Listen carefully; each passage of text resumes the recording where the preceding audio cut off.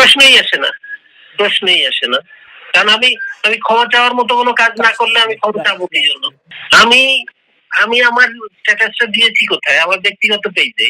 আমার ব্যক্তিগত পেজে, যেই পেজের রিচ হচ্ছে, আমি যেই পোস্টটা দিয়েছি সেখানে আমার কমেন্ট পড়েছে ৭ টা, রিঅ্যাকশন আসছে ১৬ টা। এখন এইখান থেকে যারা স্ক্রিনশট নিয়ে এটাকে করছে, সেটা তো প্রথম কথা হচ্ছে যে আমি কোনো পাবলিক পেজ থেকে আমার কোনো দেই নাই। আমি শুধুমাত্র আমার ব্যক্তিগত যারা আছে, আমার নির্দিষ্ট সার্কেলে যারা আছে তাদের জন্য আমি আমার একটা অনুভূতি জানিয়েছি।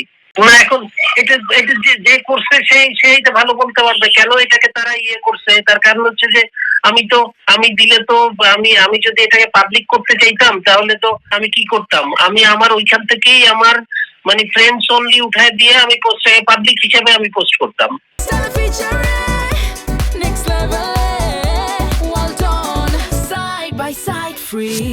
এখন বুলবুল ভাই কি মনে করে কি বলছে সেটা হচ্ছে যে বুলবুল ভাই আমাকে শুধুমাত্র যেদিন শুক্রবার দিন সকালবেলা আমার সাথে কথা হচ্ছে সেটা হচ্ছে যে বুলবুল ভাই আমাকে বললো যে নাজমুল ভাই এরকম একটা কথাবার্তা হচ্ছে, তো আপনি শুধুমাত্র এটা করেন যে এটা আপনার একান্ত ব্যক্তিগত মতামত, এটার সাথে বোর্ডের কোনো সম্পর্ক নাই, কারো কোনো সম্পর্ক নাই।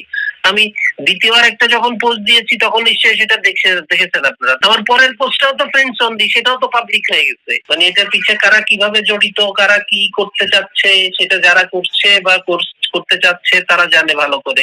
এখন একটা শব্দের অর্থটা আমাদের বুঝতে হবে। রিজয়েন্ডার অর্থ হচ্ছে প্রতিবাদ, রিজয়েন্ডারের বাংলা অর্থ হচ্ছে প্রতিবাদ লিপি।